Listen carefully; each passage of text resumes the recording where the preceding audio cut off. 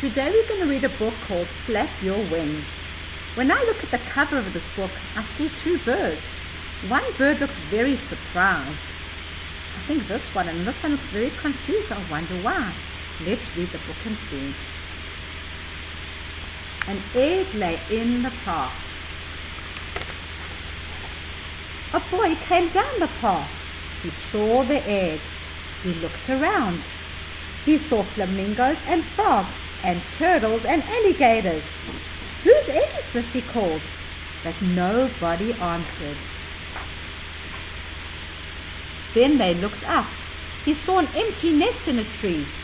Here is an egg without a nest, he said, and there is a nest without an egg. The boy climbed the tree. He put the egg in the nest, and then he went away. Mr. and Mrs. Bird came home. They were surprised to find the egg in their nest. "That's not our egg," said Mrs. Bird. "Look how big it is." "But it is an egg and it's in our nest," said Mr. Bird. "If an egg is in your nest, you sit on it and keep it warm. It doesn't matter whose egg it is." "All right," said Mrs. Bird. "But I wonder what kind of bird will come out of that egg." They took turns keeping the egg warm. First Mrs. Bird sat on it, then Mr. Bird sat on it, and sometimes, because it was so big, they both sat on it. One day, Mrs. Bird heard a squeaky noise. "Help," she said, "the egg is squeaking." Mr. Bird came back to the nest. He listened to the egg. "The egg is not squeaking," he said. "It's our baby bird that is squeaking. He is ready to come out of the egg." Mr. and Mrs. Bird waited. Squeak, squeak, squeak. The egg started to crack. Then it cracked some more. And there was the baby. Mr. Bird was very excited. "It's Junior," he shouted. "What a beautiful baby." Junior opened his mouth. It was a big mouth. It was full of teeth.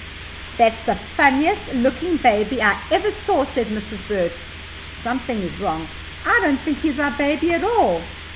"He's in our nest, so he must be ours," said Mr. Bird. "His mouth is open. That means he's hungry. When your baby is hungry, you feed them." Mr. and Mrs. Bird went away to get some food for Junior. Mr. Bird bought a pink worm. Mrs. Bird bought a green worm. Junior ate both worms in one gulp. Then he opened his mouth wide again. "We have to get Junior more food to eat. Lots," said Mr. and Mrs. Bird. Hour after hour, day after day, they brought food for Junior. Mrs. Bird got berries and cherries. She got butterflies and caterpillars. She got dragonflies and mosquitoes. She got ladybugs and tiger beetles. Mr. Bird got crickets and spiders. He got grasshoppers and snails. He got red ants. He got black ants. He got caterpillars too. "What kind of bird eats so much?" said Mrs. Bird. "It doesn't matter, Mr. Bird. He's still hungry, and we have to feed him." Weeks went by. Junior never stopped eating, and he never stopped growing. He grew bigger and bigger and bigger. Finally, Junior got so big that Mr. Bird said, "He's too crowded up here. Junior has to leave the nest. It's time for him to fly away." "You are right," said Mrs. Bird. "The time has come. We must show him how to fly." "Do you think alligators can fly?" "No." "What makes birds fly, do you know?" "The wings, that's right." Mrs. Bird pushed and pushed. Mr. Bird showed Junior how to fly. "Jump into the air like this," he said. "Then flap your wings." Junior got ready. He took a deep breath and he jumped. Up, up, up into the air he went. "Flap your wings," yelled Mrs. Bird. "Flap your wings," yelled Mr. Bird. Junior flapped and flapped, but it didn't do any good. He didn't have any wings. Down, down, down went Junior. Down into the water. Splash! It was cool and wet in the water. It was just right for Junior.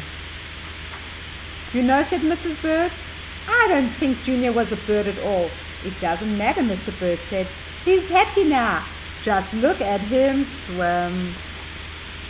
Wow, did you enjoy that book? That was a cool book.